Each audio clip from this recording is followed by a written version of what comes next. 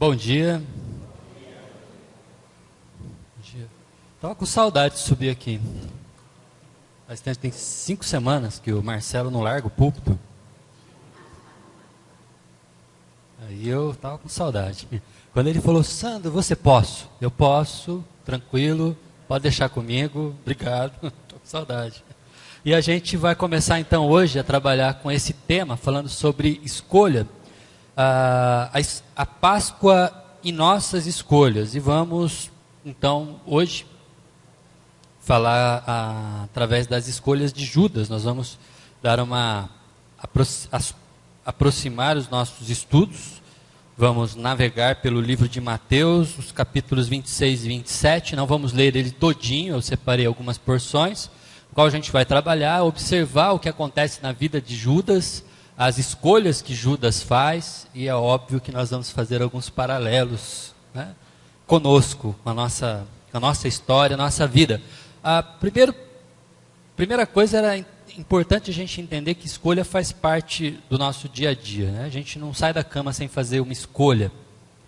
Fazemos escolhas o tempo todo, desde a roupa que a gente vai vestir, até a faculdade que a gente vai estudar, a maneira como nós vamos nos comportar diante de várias situações, são escolhas que fazemos e o tempo todo fazendo escolha. Quando não escolhemos não escolher e sofremos a consequência de não escolha. Né? Se você fica entre escolher uma faculdade e outra, por exemplo, e acaba não escolhendo, o que acontece é que você escolhe ficar mais um ano sem estudar. Se você não sabe, por exemplo, e não decide a respeito de uma oportunidade de emprego, você vai acabar escolhendo ficar desempregado. Quer dizer, é preciso ter ação, é preciso fazer escolhas, e as escolhas que fazemos, quando não pensadas, quando não preparadas, ou quando absorvidas de forma errônea, nos leva para caminhos cruéis, para situações complicadas. É o que acontece com Judas, mas é o que acontece com alguns de nós. Judas é conhecido mundialmente como o grande traidor, né? Aqui no Brasil a gente tem a tradição nesse período da Páscoa até de malhar o Judas. A gente tenta até hoje dar um jeito de puni-lo por aquilo que ele fez. Ele é conhecido como o grande traidor. Lendo sobre ele, eu estudei Judas nos 4 evangelhos e em Atos. Eu descobri até que Judas devia ter um problema pessoal com João, porque João cita Judas 8 vezes. Das 8 vezes que João cita Judas, 5 vezes ele lembra de dizer que é o traidor. Judas, o traidor. Judas, aquele que traiu Jesus. Judas, o traidor. Judas, aquele que iria trair Jesus. O Judas, aquele que traiu Jesus, até no passado. Quando ele não diz diretamente que Judas é o traidor, porque Judas está traindo, tá? No momento que está traindo. E quando Judas aparece e não é o Judas o traidor, ele coloca entre parênteses, não é o Iscariotes, esse Judas não é traidor. João, ele pega pesado com Judas. Mateus, Lucas é o mais brando de todos, cita Judas 2 vezes só como traidor, mas João pega pesado mesmo. Mas assim, é visto Judas por todo mundo como grande traidor. Aliás, a gente dá apelido para pessoas, né? Quando a pessoa, né, apronta, esse é o Judas, né? Judas, a gente usa o nome de Judas como sinônimo até de traidor. E Judas, que é um nome muito comum para a época de Jesus, aparecem vários Judas na Bíblia, e nem todos eles são o Judas Iscariotes. Judas Iscariotes é esse que traiu, mas talvez porque a traição de Judas foi muito particular. E essa traição foi o meio pelo qual, ou a forma pela qual os judeus conseguiram levar Jesus até a condenação e a morte. Mas se Judas traiu Jesus e a sua traição faz com que é uma motivação para os judeus, ou é o meio pelo qual os judeus levam Jesus até a morte, a motivação que faz com que Jesus trilhe também esse caminho como consequência, sou eu e você. É o meu e o seu pecado. Ou seja, o pecado de Judas faz com que Jesus chegue até o Calvário. Mas o meu e o seu pecado também. porque nós traímos ele igual Judas, não igual Judas, provavelmente não igual Judas, mas a morte de Jesus era necessária para poder perdoar o meu e o seu pecado. Desse ponto de vista, todos nós, Judas, eu e você, somos, de alguma maneira, responsáveis pela morte de Jesus. Nesse sentido, todos somos Judas. Todos somos. Eu gosto do filme do Mel Gibson, A Paixão de Cristo, que você já deve ter assistido. Hoje já é um filme antigo já para a gente citar. Mas eu estava assistindo uma entrevista do Mel Gibson, em que ele dizia que a pessoa que estava perguntando, falou, puxa, você dirigiu o filme e você não apareceu no filme, né? É um filme que você dirigiu e não apareceu. Aí ele falou, não, eu apareci no filme, sim. Mas em que momento você apareceu? Você era quem no filme? Eu segurei os pregos.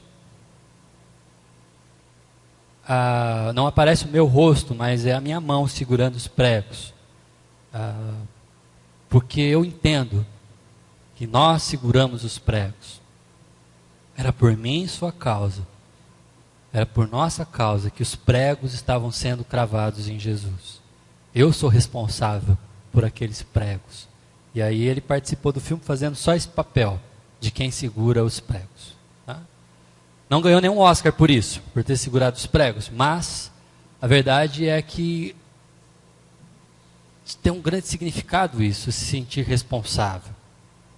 Mas, focando em Judas agora, e na pessoa dele, Judas, ele escolhe trair Jesus. Nós vamos saber que cada um dos personagens que nós vamos trabalhar, não fictícios, personagens reais da história, Judas, Pedro e Pilatos, todos eles fizeram suas escolhas. A escolha de Judas foi trair Jesus. Essa foi a escolha dele. E quando a gente olha então para os textos que nós temos, eu vou focar em Mateus, mas eles têm paralelos em todos os evangelhos, eu vou citar alguns aqui, a gente vai ver que a primeira coisa que acontece, ou que a gente pode perceber na vida de Judas, é que ele traz Jesus na mente e no coração. A traição dele começa primeiro sendo montada na sua mente e no seu coração. Vamos dar uma olhadinha em Mateus 26, olha só, esses versículos de 14 a 16. Então um dos 12, chamado Judas Iscariotes, dirigiu-se aos chefes dos sacerdotes e lhes perguntou, o que me darão se eu o entregar a vocês? Está falando aqui de Jesus. E eles lhe fixaram um preço, 30 moedas de prata. Nesse momento em diante, Judas passou a procurar uma oportunidade para entregá-lo. Para entregar Jesus. A primeira coisa é que Judas, ele tem sim um apego ao dinheiro. Ele tem. Como eu disse, João, ele é bem pesado com Judas quando ele cita, naquela cena que nós temos uma cena, que é um pouquinho antes desse episódio de Judas sair e trair Jesus, oferecendo ele aos líderes judeus. Jesus, ele está sendo ungido por uma mulher que quebra um vaso com um perfume muito caro sobre a cabeça dele. E nessa cena, Mateus contando isso, uma porção ainda no capítulo 26 que nós lemos, um pouquinho antes, Mateus diz assim, alguns ficaram indignados, porque é um perfume muito caro.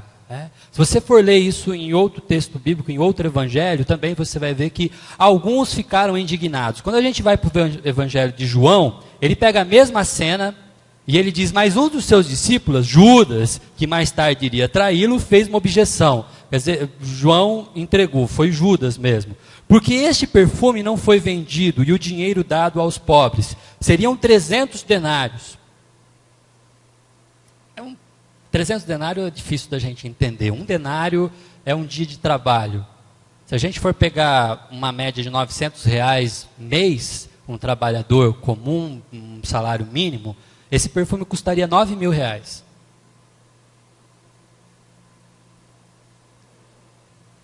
Que bom que a Patrícia não gosta de nardo puro. É muito caro. Mas é caro, e Judas fez esse comentário. Ele não falou isso por se interessar pelos pobres, mas porque era ladrão. sendo responsável pela bolsa de dinheiro, costumava tirar o que nela era colocado. Judas tinha sim um apego ao dinheiro, e ele também tinha um desejo por revolução. Isso a gente não vai encontrar nos relatos bíblicos, mas os relatos históricos e alguns teólogos, poucos, eles têm essa teoria de que Judas queria provocar Jesus, para que Jesus, no meio do cenário judeu, assim colocado no fogo, ele então apareceria como um Messias militar, aquele que queria dar o golpe e ser o rei de Israel por vez. Essa teoria ela não é muito comum, ela é muito fraca também, mas é uma ideia. Pode ser que isso tenha acontecido no coração de Judas, mas ele era alguém apegado ao dinheiro, alguém que queria resolver um problema. A verdade é que Judas, ele nos seus tratos e na maneira como ele agia, Judas é alguém que negocia sua fé. Ele tinha Jesus que, vamos supor que ele fosse tivesse esse desejo político de querer fazer Jesus chegar logo ao topo, provocando ele, colocando ele numa situação em que ele precisaria ser o rei, sendo acusado, tal. Nesse sentido, Jesus tinha uma forma de trabalhar, e Judas não confiava no jeito de Jesus trabalhar. Ou, se é apenas por ganância, ele tinha acabado de ver uma mulher quebrar um perfume de R$9.000 na cabeça de Jesus, e ele pensou, puxa, eu preciso achar um jeito de ganhar um dinheiro também. E aí ele vende Jesus por 30 moedas de prata. Seja como for, ele desconfia do plano que Jesus tem e começa a acreditar que existe um jeito, uma maneira dele resolver os problemas dele de uma forma muito mais simples. Ele negocia, ele começa a fazer um balanço. Será que estar com Jesus vale a pena? Será que caminhar com Jesus vale a pena? Já estamos 3 anos juntos. E agora ele está falando de morrer. Agora ele está falando, Jesus morrer é o fim. Então se ele vai morrer, e se ele está dizendo isso, porque é o que ele diz quando a Maria quebra o vaso de perfume sobre ele, ela está preparando o meu corpo para o meu funeral. Ela está antecipando o meu funeral. E ele já havia dito algumas vezes, então Judas diz, poxa, ele vai morrer. Ele já está dizendo isso. Então, eu vou tentar ganhar um dinheirinho.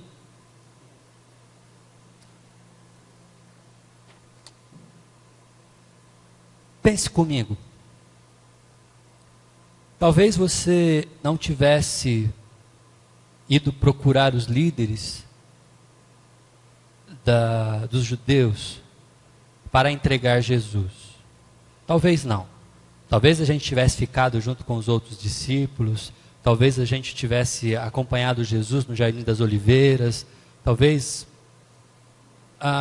não fôssemos nós a entregar Jesus, assim como não foi Pedro, assim como não foi o outro Judas, assim como não foi Mateus. Mas o fato é que eu e você, na mente e no coração, pecamos como Judas peca.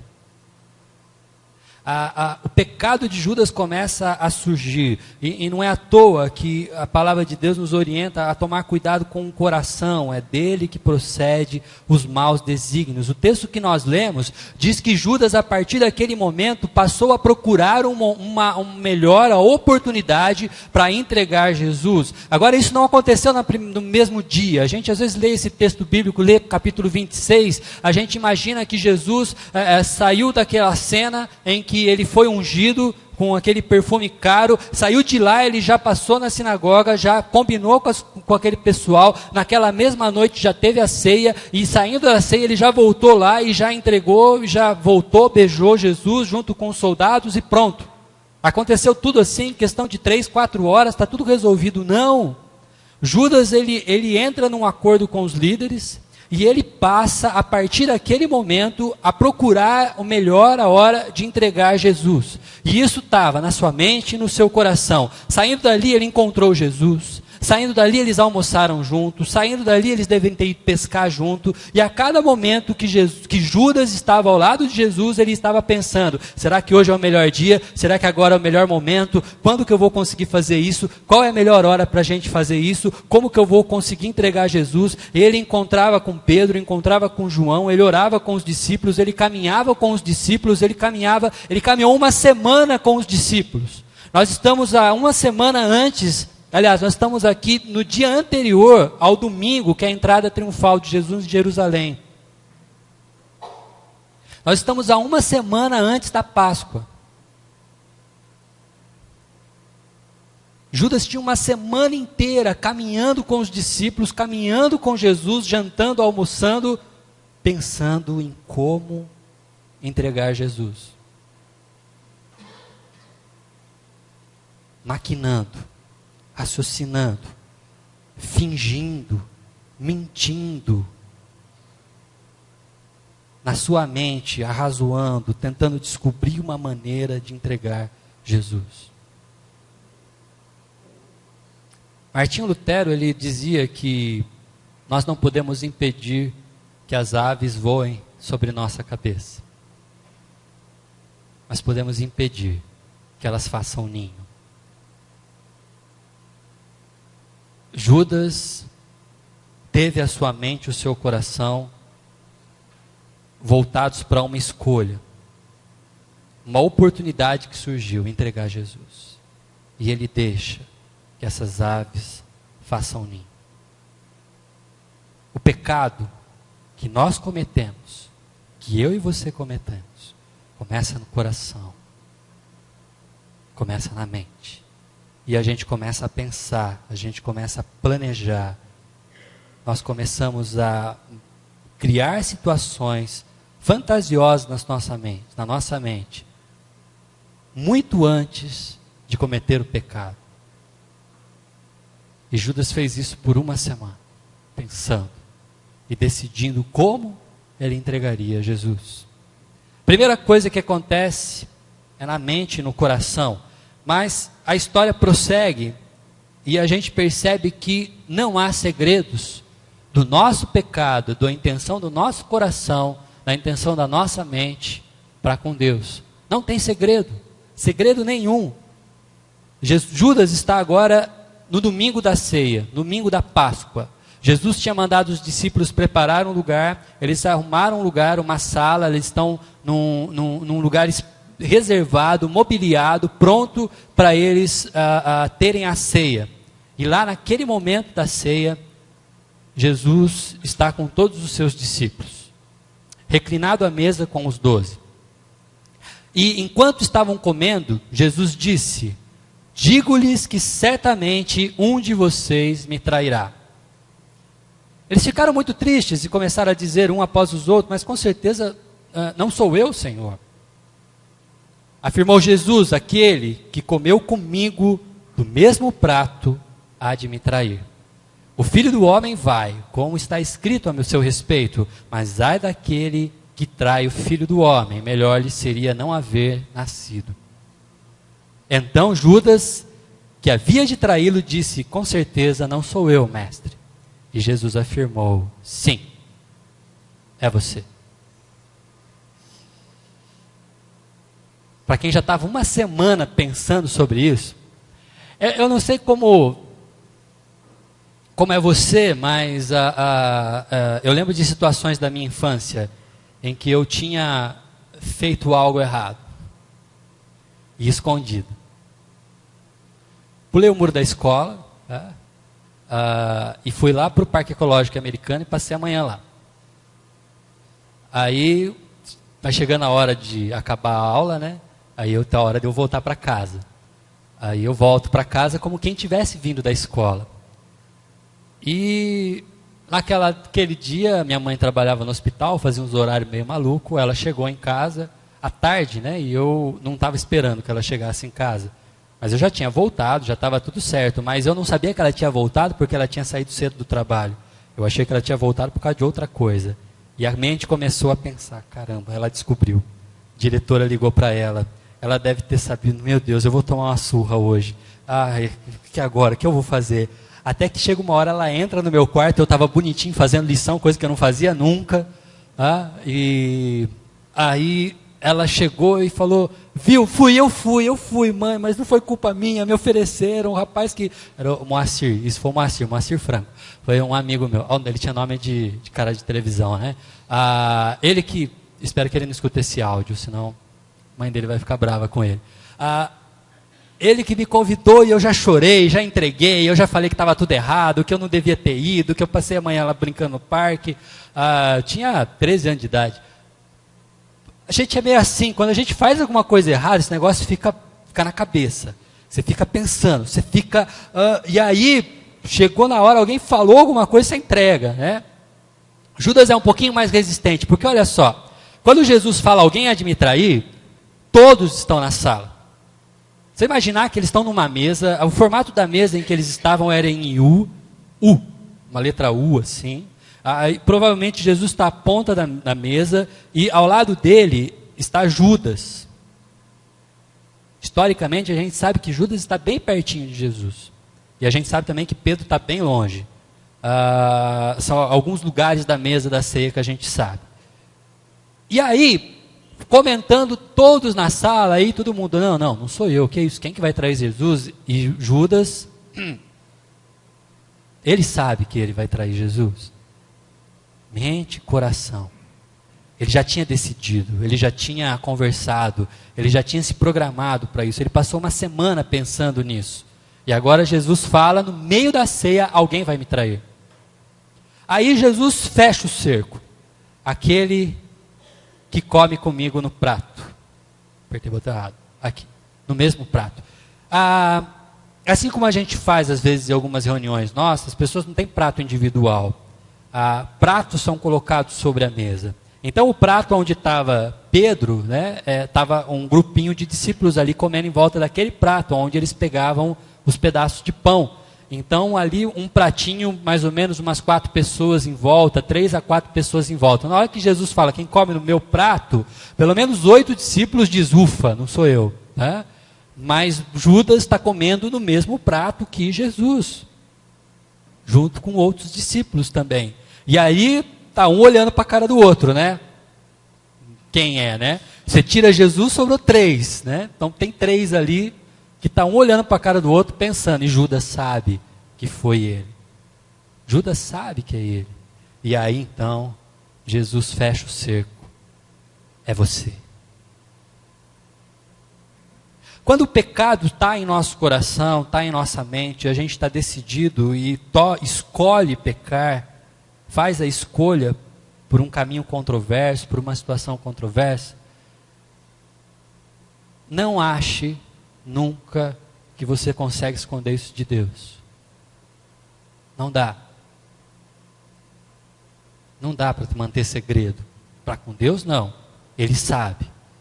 Você lê um texto bíblico, você conversa com uma pessoa, algo acende e você acaba sendo denunciado para você mesmo. Ainda que isso não seja colocado em público, você sabe as escolhas que você faz. Assim como Judas sabia muito bem das escolhas dele. Não dá para manter segredo. O cerco vai fechando até que é de você mesmo que Deus está falando. Não estou falando do seu amigo, não estou falando das pessoas que você conhece, eu não estou falando dos políticos, estou falando de você. Deus falando contigo. Não dá para manter segredo. Judas, então, sabendo que ele já é conhecido por Jesus e que ele é quem há de traí-lo, no texto de João, ele chega a dizer, o que tem para fazer, vá e faça. Depois da ceia, Judas sai, então. E aí a gente tem o ápice dessa traição, que é o beijo. A cena talvez mais impactante que a gente tem. O que acontece nessa cena, é o que está aqui relatado em Mateus 26. levantem-se. É o final da oração no Getsêmani. Jesus tinha orado por 3 vezes, tinha transpirado sangue. Jesus já tinha tido toda aquela conversa com eles, porque eles dormiam, depois acordava, dormia, acordava. Na terceira vez, Jesus basta, levantem-se e vamos. Aí vem aquele que me trai. Enquanto ele ainda falava, chegou Judas, um dos 12. Com ele estava uma grande multidão armada de espadas e varas. Em uma tradução mais literal, varas está traduzido por porretes mesmo.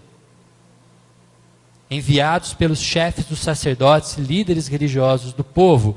O traidor havia combinado um sinal com eles, dizendo-lhes: aquele a quem eu saudar com um beijo é ele. Prendam-no. Isso acontece porque não só eles se vestem muito parecidos, mas havia uma semana que Jesus estava ali em Jerusalém. E enquanto Jesus estava em Jerusalém, os chefes, eles necessariamente, ou esses policiais do templo, eles necessariamente não ficavam ali em cima vendo quem é Jesus. Eles viam as multidões, eles conversavam de longe. Poucos foram os que chegaram a conversar com Jesus ou encontrar Jesus. A maioria deles barbados de noite, de madrugada, no meio do sereno, vestindo roupas iguais. Judas precisava ser alguém íntimo, alguém próximo para conhecê-lo de fato.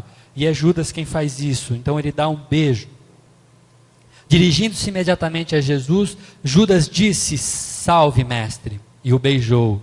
E Judas perguntou: amigo, que é que o traz? O que você veio fazer aqui? O beijo é a marca da traição de Judas. É o fim dessa escolha. Lá atrás, ele escolheu na mente e no coração trair Jesus. Aí ele fica maquinando. É denunciado no seu pecado. Ele sabe, isso é consciente. Ele sabe que é errado e sabe que ele vai trair. Ele não está sendo enganado, ele não está dando desculpas. Ele sabe exatamente o que ele vai fazer. E aí, com um beijo, ele sela o final dessa história.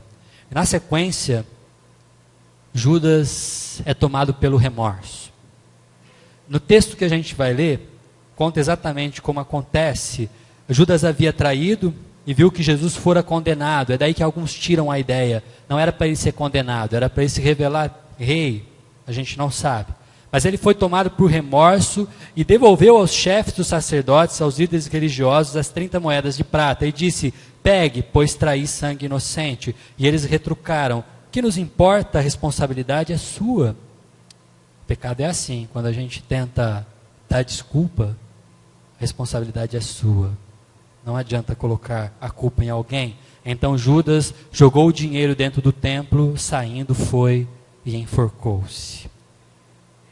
Ele confessa. A gente não sabe se é só o remorso, como a Bíblia diz, ou se existe de fato um arrependimento genuíno. Ele sofre por causa disso. E ele toma mais uma escolha: matar. Infelizmente, essa tem sido a escolha de muitas pessoas. Não necessariamente a morte física, mas aceitar essa morte, aceitar essa separação de Deus, aceitar isso como única trajetória. Não tem jeito para mim mesmo. Quer saber de uma coisa? Eu sou pecador mesmo, eu não conserto nunca, eu não vou ter jeito, deixa eu aqui, Deus lá, e eu nunca mais piso numa igreja, eu nunca mais procuro Deus, eu nunca mais quero ouvir falar de igreja ou de relacionamento com Deus. Muitas pessoas escolhem a morte. Muitas pessoas fazem como Judas ainda. Todos temos um pouco de Judas.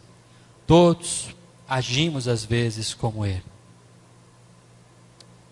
Mas essa história é mais do que uma história triste. É mais do que uma história só de traição. Judas não é o único personagem em tudo isso que nós lemos. Todos os textos que nós lemos, existe sempre alguém que contracena com Judas. Existe sempre alguém na história que também nos é revelado. E são as escolhas dele que fazem toda a diferença. A escolha de Jesus, para quem tem todo esse quadro, alguém que peca, alguém que erra, alguém que não acerta na vida, alguém que faz escolhas equivocadas, alguém que deixa a desejar em como vive a sua vida, faz toda a diferença.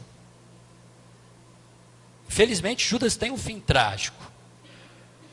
Mas muita gente já se perguntou, e se Judas tivesse escolhido não morrer? E se ele tivesse voltado para Jesus? E se ele tivesse procurado Jesus depois da ressurreição? E se ele tivesse crido naquilo que haveria de acontecer? Porque Jesus anunciou a sua morte, mas Jesus também disse que iria ressuscitar. Será que a graça de Deus seria limitada ao ponto de não alcançar Judas e a sua traição? Será que haveria espaço no coração de Deus para perdoar alguém como Judas? É claro que sim, é claro que sim. Mas Jesus, quando a gente lê todos esses textos, a gente percebe que Jesus, ele está disposto a servir Judas. Ele serve Judas. Na casa de Marta e Maria, aonde João destaca esse texto do vaso de alabastro que é quebrado sobre a cabeça de Jesus, quando eles chegam na casa, há uma cena muito interessante. Não existe ninguém disponível para lavar os pés. E Jesus ali, naquele momento, lava os pés dos 12, incluindo Judas. Jesus provavelmente sabia que era Judas quem ia traí-lo.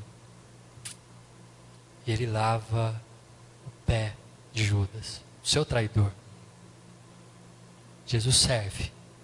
Ele está ali disposto a servir. Ele toma o lugar do servo menos significante da casa, ou mais insignificante da casa. Na oração sacerdotal, Jesus declara que amou os seus discípulos até o fim. E existem muitos outros detalhes. Jesus, ele não só ama Judas, mas como Jesus trata Judas como um amigo. Jesus escolhe Judas, morre por Judas. Pois quando Jesus escolhe entregar a sua vida, ele morre por Judas e por todos nós. Ele escolheu ele como discípulo, treinou por 3 anos, teve ele por perto. Jesus dedica a sua vida a cuidar de pessoas como Judas.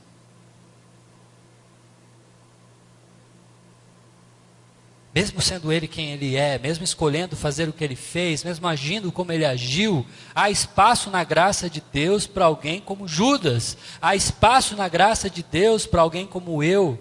Há espaço na graça de Deus para alguém como você, como nós.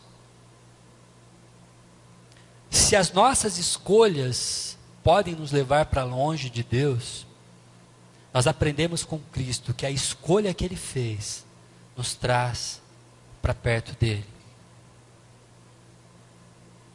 E a prova maior disso que acontece, a prova maior dessa verdade, sabe o que acontece? Depois que Jesus vira para Judas e diz: o traidor é você. Quando Jesus diz isso, nós estamos no versículo 25. No versículo 26, enquanto comiam, Jesus, ele tomou o pão, deu graças. Ele partiu o pão e ele deu aos seus discípulos, dizendo: tomem e comam, isto é o meu corpo. Ali naquela mesa está Judas. Judas, a quem Jesus acabou de dizer: você é quem vai me trair. Sim, é você. Na mesma sequência, ele tira o pão e dá para Judas.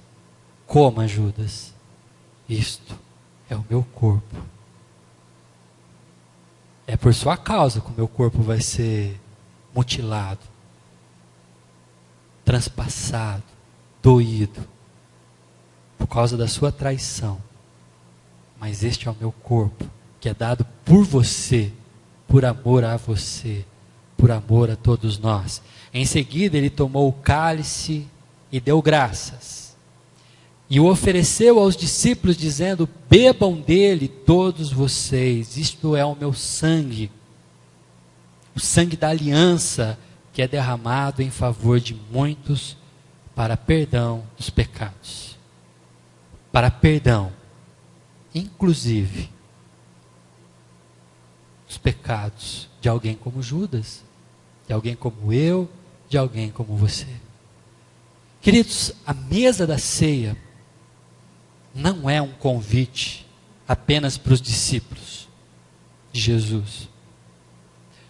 Não é um convite para privilegiados que caminharam com Jesus por causa de quem eles eram. Foi escolha de Jesus convidá-los para essa ceia. É escolha de Jesus tê-lo à sua volta. Mesmo sendo pecadores como eram, mesmo Judas sendo quem ele era, mesmo ele agindo como ele agia. E nós, hoje, 20 séculos depois, muito parecido com Judas em nossas atitudes, na forma como nós pecamos, na maneira como reagimos ao Espírito Santo, quando nós somos diagnosticados como pecadores por Ele, quando o Espírito Santo fala ao seu coração: você não deveria ter falado desse jeito, você não deveria ter tomado essa atitude, viu, isso que você está fazendo na sua empresa é errado. E a gente sente que é pecado, e a gente percebe, e o Espírito Santo diz: sim, é você, eu estou falando de você. Não adianta colocar a culpa na política, não adianta colocar a culpa na crise econômica, não adianta colocar a culpa em como seus pais te criaram, é você. As escolhas são suas.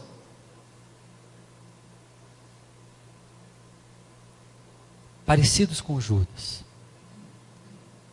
Mas somos igualmente convidados pelo próprio autor, pelo próprio dono desta mesa, pelo próprio Senhor desta mesa, a sentarmos com eles, com todos os discípulos de Jesus aqui nessa igreja, para comermos do pão e bebermos do vinho.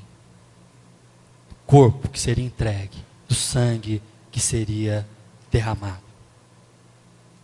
Queridos, nessa série e na mensagem de hoje, quero que você entenda o seguinte: nós não somos tão diferentes de Judas assim.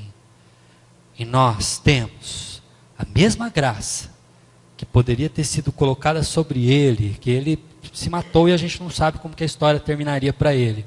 Mas essa graça é grande o suficiente para perdoar até mesmo alguém como Judas, para salvar alguém como Judas. E é suficientemente grande para alcançar a mim e a você. Mas essa escolha não foi minha e sua. Essa foi uma escolha de Jesus. A Páscoa é uma escolha de Jesus. A Páscoa foi uma escolha dele, por mim e por você. E é por causa dessa escolha, da escolha dele, e não da nossa, porque a gente geralmente escolhe errado. Mas por causa da escolha dele que nós podemos celebrar. É por causa da escolha de Cristo que nós podemos ficar à volta dessa mesa. É por causa dessa escolha que nós podemos adorá-lo livremente. Que Deus abençoe sua vida, que Deus nos abençoe, que Deus possa fazer-nos cada vez mais transparentes com essa verdade, de graça, sobre nossas vidas, sobre nossas histórias e aqueles que nos conhecem. Amém?